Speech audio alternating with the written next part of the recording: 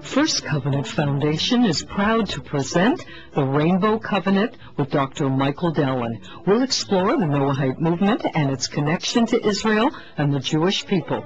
For information online, rainbowcovenant.org, firstcovenant.com, or call 1-313-891-1920. Okay, we have Dr. Michael Dallen with us, but we also have Reverend Jack E. Saunders, who began his professional career as a Baptist pastor, is the president and lector principal teacher of the Fraser Chapel, a Noahide center near Cleveland, Tennessee, just outside of Chattanooga, a leading figure in the modern Noahide movement, and he and, of course, Dr. Michael Dallen founded the First Covenant Foundation together. Gentlemen, thank you both for joining us. It's a pleasure to have you with us. Morning, Zelda. Good morning, Zelda. Good morning, Reverend Saunders. Nice to have you with us, and good morning, Dr. Dallen, as well. Okay, Reverend Saunders, can you tell us just for a moment or two how you got involved with the First Covenant Foundation and putting this incredible book together with Dr. Michael Dallen, the Rainbow Covenant? Well, Zelda, me and Michael have been friends and associates for many, many years. I would like to actually say something about being a Noahide also. A Noahide is someone that's really engaged with Israel. And let me just share something with you really quick. I think that people might sometimes not actually get the idea of what a Noahide is. But the idea is, and you find this in the text, referred to either as heirs, the strangers, or sometimes just the word goy, nations, or Gentile, non-Jew. But for a Noahide, in the prayer that Solomon dedicates the temple, in that prayer, he talks about a non-Jew, a person that's not of Israel, will come and pray toward this place, and that God should hear him in heaven and answer his prayers.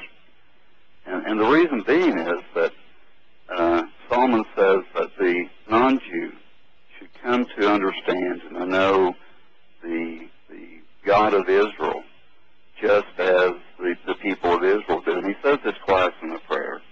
And also, by the way, in the daily prayers, in the Elenu prayer, that's said every morning and evening, it is said that as the people recognize and still remember they're accepting the kingship of Hashem upon them. But in the end of that prayer, they begin to pray for the nations. And they pray for a day when all despicable idolatry will be removed from this earth.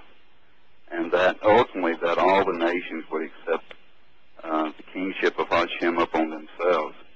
And so in some sense, we all serve the same king. And because we all serve the same king, then we become what I might refer to as co-religionist. We have the same idea. And we support Israel wholeheartedly.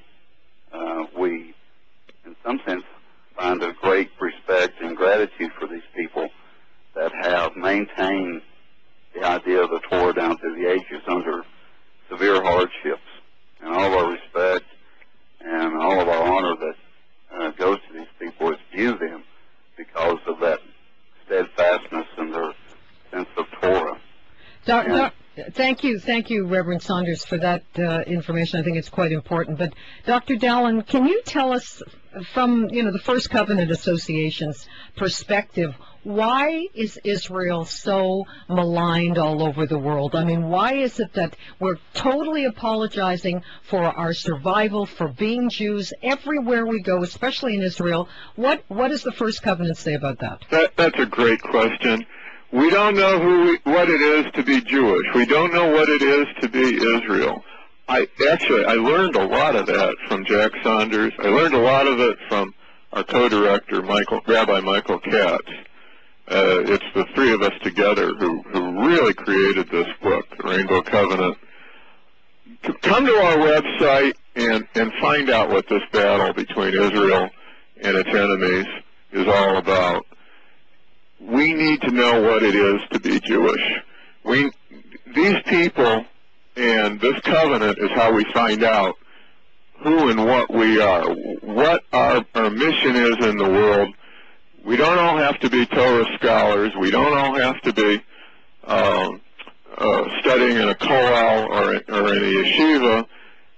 All of us, the whole community of Israel, are holy. We bring holiness into the world pursuant, not because we're such great people, but pursuant to our God-given mission to activate and live Torah principles in the world. In this case, what we're talking about, not knowing who and what we are, we're thinking that the Arabs, the people who claim Israel, the Muslims whose pride is so great, want the land. And they don't want the land. The land would be useless to them. They would turn that land, which rewards the Jewish people with its bounty, and only the Jewish people. The land is valuable only because the Jews are there. If the Arabs got it, when they get it, as they did with Gaza, they turn it into a desert. It wouldn't last a generation for them.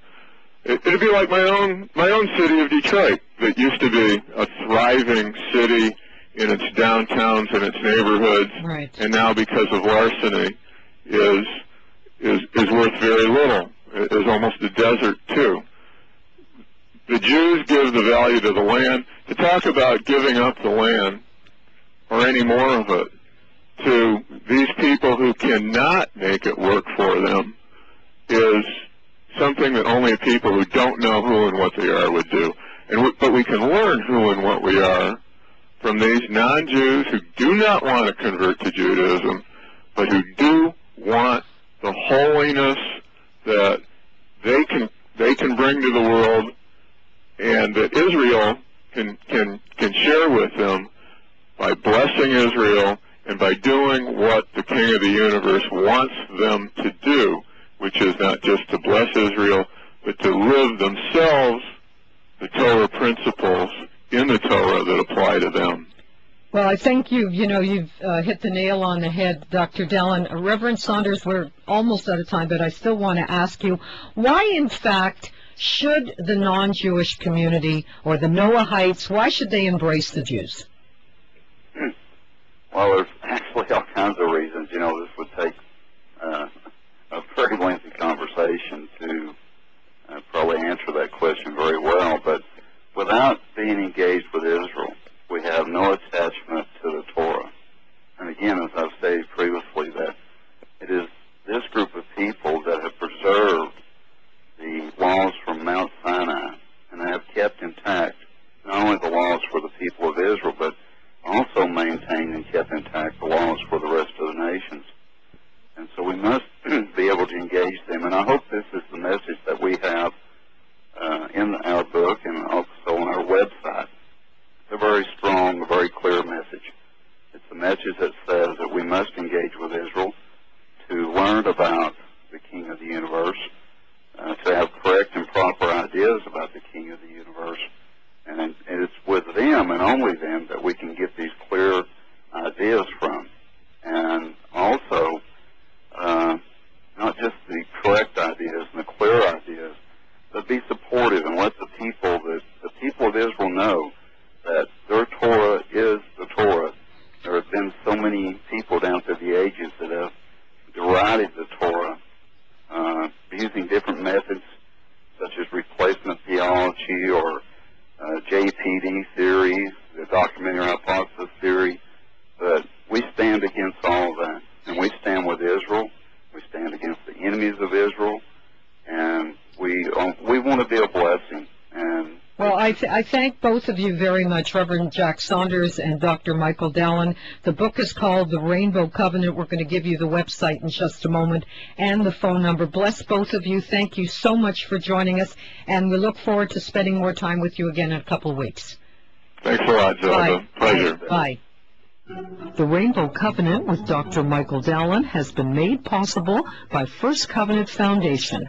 Online, rainbowcovenant.org, firstcovenant.com, or call 1-313-891-1920.